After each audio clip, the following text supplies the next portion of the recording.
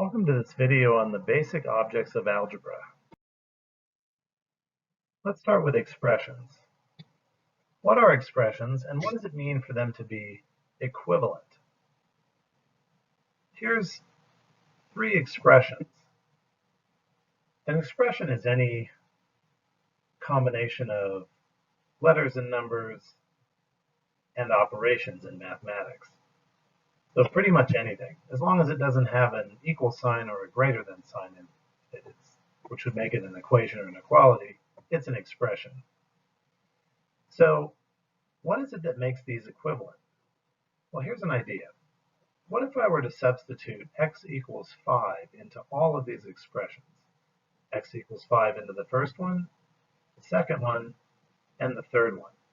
Would I get the same result for all three of these numerical expressions? Well, it turns out the first one works out to 28. The second one also simplifies to 28. And the third one simplifies to 28.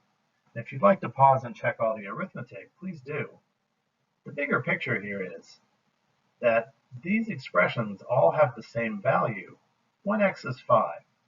Where did I get 5 from? Just a number I made up to prove a point. What if I were to plug in x equals -3 into all of these expressions? X equals -3 in the first one, in the second one, and in the third one. Would all of these have the same mathematical value? Well, the first one turns out to simplify to 4, as does the second and third. And again, you can pause and check the arithmetic. But here's the point. These three expressions have the same value when x is -3 as well. So they have the same value when x is 5, we saw that. They all have the same value when x is -3, we saw that. Well, why did I pick 5 and -3? Well, just random numbers to prove a point. Now it turns out these three expressions don't only have the same value when x is 5 and when x is -3. These three expressions have the same value no matter what x is.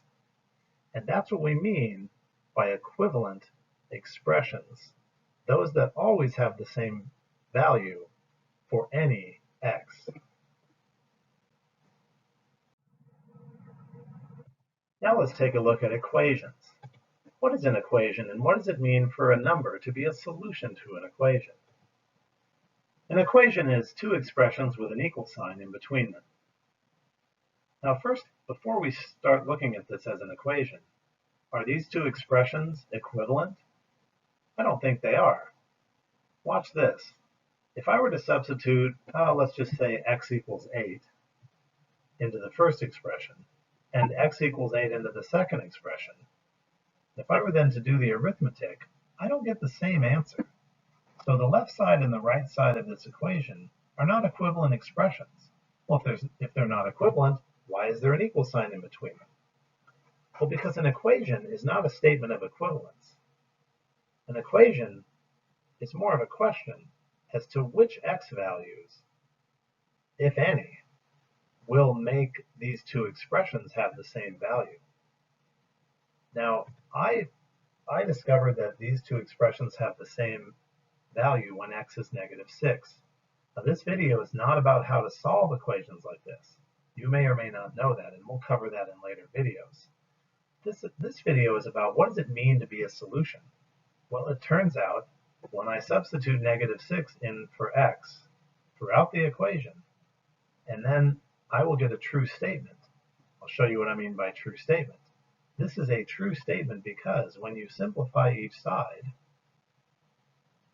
and again, you can pause and check the arithmetic if you'd rather, the point is, you get a true statement. It is a true fact that -13 equals -13. Therefore, because both sides of the equation have the same value when x is -6, we say that this equation is true when x is -6, or the statement is true. It turns out that to be false when x is any number other than -6. I haven't proved that here, but that does turn out to be the case. Another vocabulary statement to make here is that x equals -6 satisfies the equation. I guess the notion of satisfies is that it's happy when both sides are equal or when it's a true statement.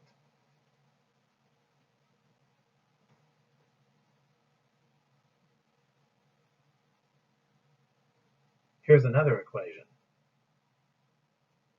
Now it turns out that this equation is true when x is 0, and it's also true when x is 4.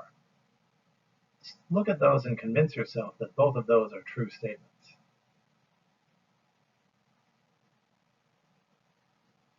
Now this equation turns out to be true when x equals 0 or x equals 4, but it turns out to be false when x is any other number other than 0 or 4. So this particular equation has two solutions. Now, this is not a video where I'm showing you how to solve this or how I got my solutions. We'll worry about all that later. Right now, you just need to understand what it means for a number to be a solution to an equation. This is not a video showing you how to do particular problems. Here's another equation. Now, just to prove a point, I substituted 11 for x. And when I simplified each side, you can pause if you want to check. When I simplified each side, I got a true statement. So 11 is a solution to this equation. Don't worry about where I got that. Simply note that when you plug 11 into both sides, you get a true statement. 39 equals 39 is definitely true. Now I'm plugging in -5 for x. Don't worry about where I got that number. The point is, when I substitute -5 for x, I get a true statement. -9 equals -9. That's true. But not only does this equation turn out to be true when x is 11 or -5, you might notice by looking at it that this was probably going to be true no matter what x is. Well, that does in fact turn out to be the case, that this statement is true when x is any number. I am not showing you how to prove that here. I'm simply stating that it is a fact. And the important thing for you to know at this point is that there are equations that have infinitely many solutions, or even all real numbers, such as this one.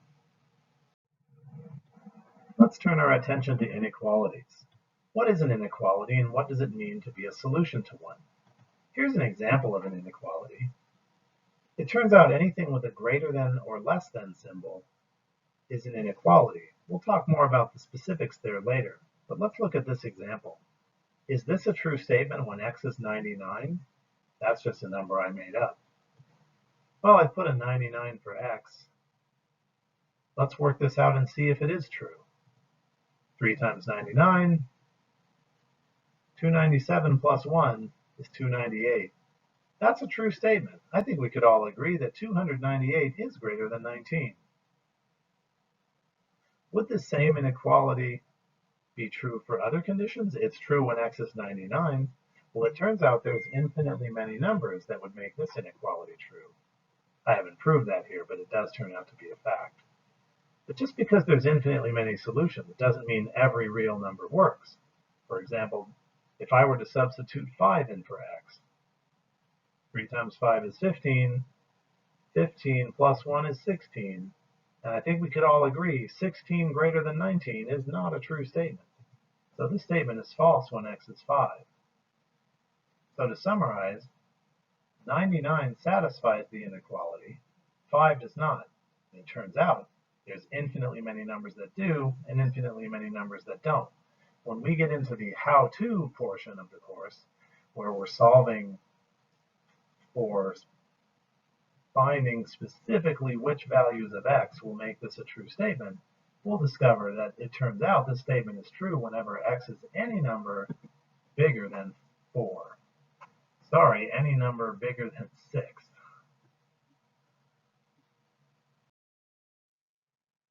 Now let's take a look at what a system is. A system in mathematics is two or more equations or inequalities. For example, here's an equation, here's an equality. If I put them together as a single problem and demand that they both be true, then we now have a system. So it essentially means two or more equations or inequalities. Now, we're not in the business of solving these systems right now. This video is just about what does it mean for something to be a solution. This here, x equals 7 and y equals 14. Let's analyze whether that's a solution or not. So I'm going to take my first half of my system, and I'm going to substitute in 7 for x and 14 for y. If you're wondering where I got these numbers, I just made them up to prove a point. This isn't how you solve a system. I'm just wanting you to understand what it means for particular numbers to be or not be solutions to a system. So randomly chosen numbers, x equals 7 and y equals 14. If I were to plug them into the first part of my system and work out the math, it turns out I get a true statement. I think we can all agree that 0 equals 0. What if I were to plug those same x and y values into the second part of my system? I plugged 7 for x and 14 for y. 7 minus 14 is negative 7. The absolute value of negative 7, you may recall, is 7. And that's also a true statement, 7 greater than 3. So what I've done here is I've substituted a number for x and y, and the entire system is all true statements. When that happens, we say that it's a solution to the system, because both, or more generally, all the statements are true under those conditions. That doesn't always happen. Here's another example. Let's look at x equals 3 and y equals 6. Again, these are numbers that I just picked somewhat arbitrarily. I'm not showing you how to solve one. I just want to analyze whether this is a solution to the system or not. So if I plug in 3 and 6 to my first half of my system, and I do the algebra, I do in fact get a true statement. Now, if the second half of my system also turns out to be true under the same conditions, x equals 3 and y equals 6, then I will have a solution to my system. Let's see. 3 minus 6, that's negative 3. The absolute value of negative 3 is 3. But you know what? 3 greater than 3 is false. It is not true that 3 is greater than itself. That makes no sense. And so what I have here is a pair of numbers for x and y that make part of my system true. What do we do in those cases? We say that it is not a solution to the system, even though it's in some sense a solution to half of it. Now, the only exception, and you're unlikely to see these almost ever, is if they put the word or between them, demanding that only one of them be true. If that were in there, then 3, 6 would be a solution, because it would be a solution to one or the other of them. But again, that's not something that we'll cover in this video, and it's not something that you'll see very often. And that concludes the lesson.